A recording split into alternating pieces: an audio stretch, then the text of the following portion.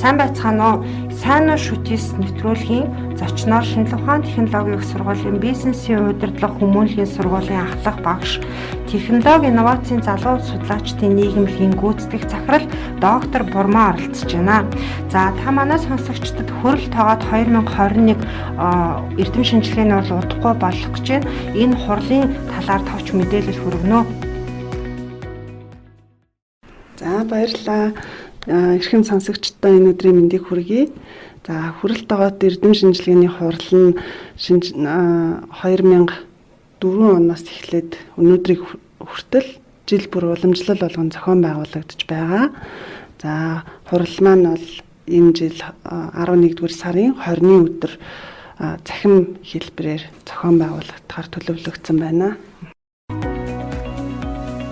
Та эрдэм шинжилгээний хурлынхаа статус мөн хурлын зорилгын талаар манай сонсогчдод танилцуулаач.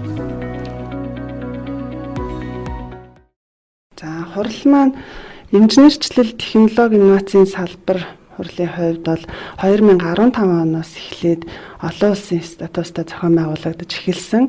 За мөн олон улсын ISSN гэсэн сэтгүүлийн дугаарыг бүртгүүлж авсан байгаа.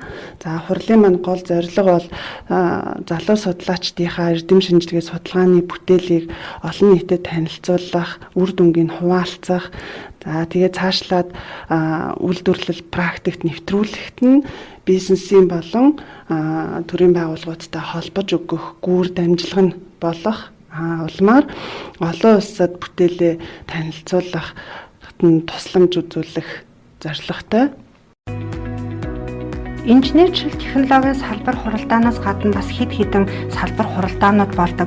Энэ салбар хуралдаануудын талаар ямар салбар хуралдаанууд хуралддаг юм болов? За хөрөл тоогоод эрдэм шинжилгээний хурал маань болохоор шинжлэх ухааны 7 салбараар хуралддаг.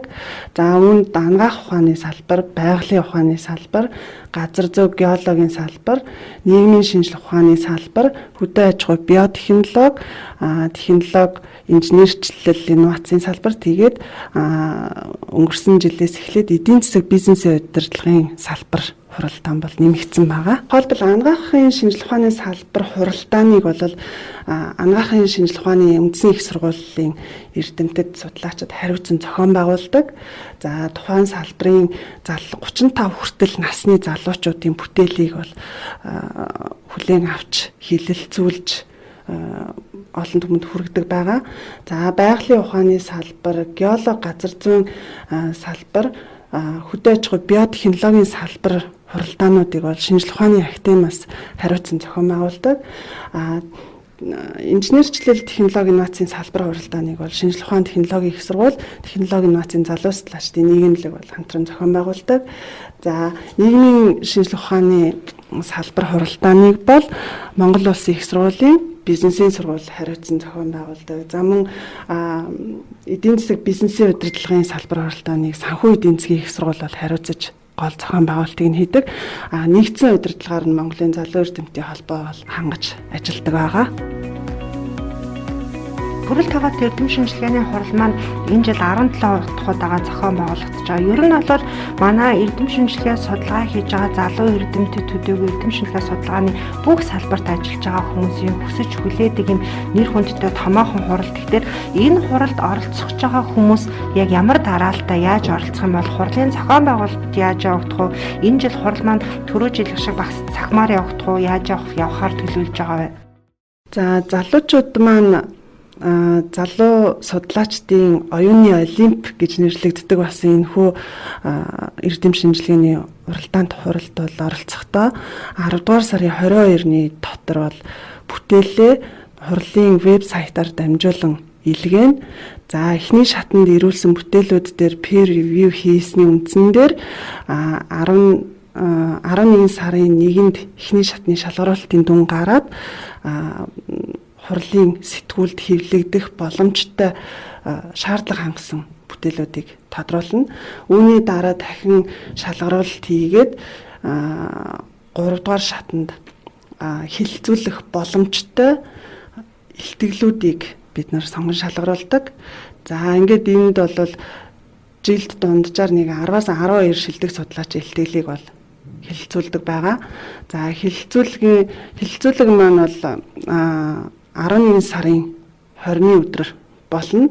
Энэ өдөр бол инженерчлэл технологи инновацийн салбар хуралдаан маань дотроо технологи суурь судалгаа инновац хэрэглээний шинжлэх ухаан гэсэн 2 дэд салбараар хуралдаад тус бүрээс нь нэг шилдэг залуу судлаачийн бүтээл бол шал гарах хэрэгтэй байгаа.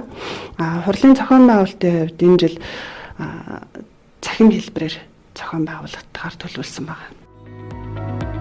Хурал тоогоод эрдэм шинжилгээний хуралдаа хамтран ажилладаг, хамтран зохион байгуулцдаг, мөн дэмждэг байгууллагуудынхаа талаар танилцуулна уу?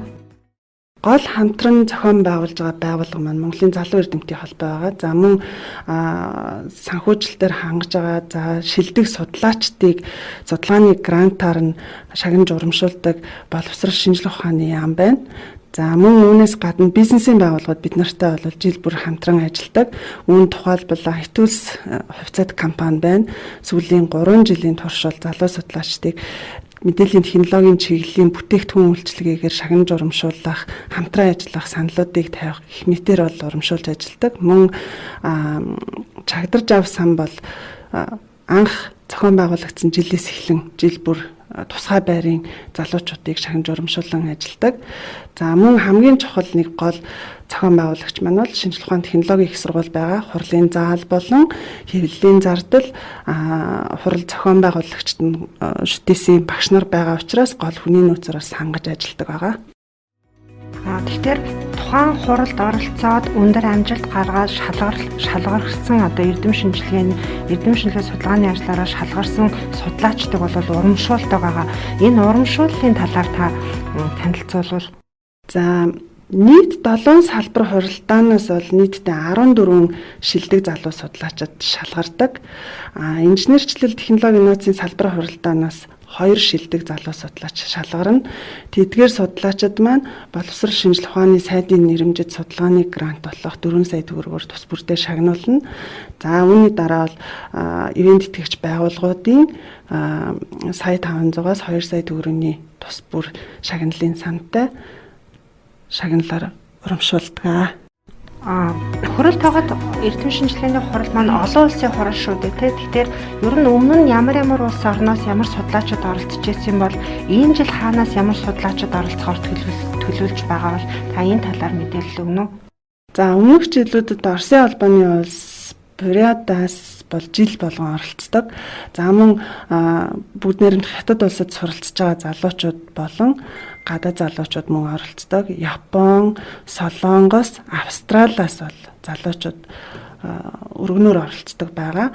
За тухайлбал 2015 онд Австралид суралцж байгаа монгол залуу болох мөнх хоёр оролцоод грант эзнэр шалгарч исэн. Тэрээр одоо бол доктор хамгаалсан тухайн Австралид улсын томоохон их сургуульд бол профессороор ажилладаг. Сүүлийн одоо 2 жилийн хурал дээр бол шүүгчээр өргөдөн ажиллаж байгаа. Зохион байгуулагчдын зүгээс хурлын үр дүнг ер нь яаж хэрхэн харж үр дүгндэг вэ? Ер нь хурал маань залуу судлаачдаа хэр өөр өгөөжтэй байдгүй? Хуралд оролцсон шилдэг залуучуудын хувьд бол тухайн жилдээ бүтээлээ энэ хуралд хэлэлцүүлснээрээ докторийн зэрэгээ хамгаалахад нь диссертацийн хамгаалахад нь бол маш том түлхэж олж өгдөг. Цаашлаад энэ хуралд оролцоод шилдгээр шалгарсан залуучуудын хувьд бол гадаадд суралцах, за судлаачаар ажиллахад нь бол маш том тодорхойлолт дэмжлэг болж өгдөг байгаа. За эргээд харахад бол өнөөдрийг хүртэл дунджаар 34, 35 орчим шилдэг залуу судлаачид сайдын нэрэмжит грантыг бол авсан байдаг. За шинжлэх ухааны технологийн их сургуулийн уншигчдын хувьд нэг давуу тал боломж бий болж байгаа. Тэр маань шүтээсийн электрон номын санд энэ хурал тоогоотын инженерчлэл технологи инновацийн салбар хуралдааны 17 одоо хурлын эмхтгэл электрон хэлбэрээр бүрэн ихээр бол байршуулагдаж байгаа. Шинжлэх ухааны технологийн их сургуулийн Science 94.1 радиогийн сайн уу шүтээс нэвтрүүлгээр оролцож 2021 оны 11 сарын 20-ны өдөр зохион байгуулагдах хүрэл тоогоод олон улсын эрдэм шинжилгээний хурдлын талаар мэдээлэл өгсөн бизнесийн удирдлага хүмүүжлийн сургуулийн ахлах багш, технологи инновацийн залуу судлаачдын нийгэмлэгийн гүйцэтгэх захирал доктор Бурмаа багштаа баярлалаа.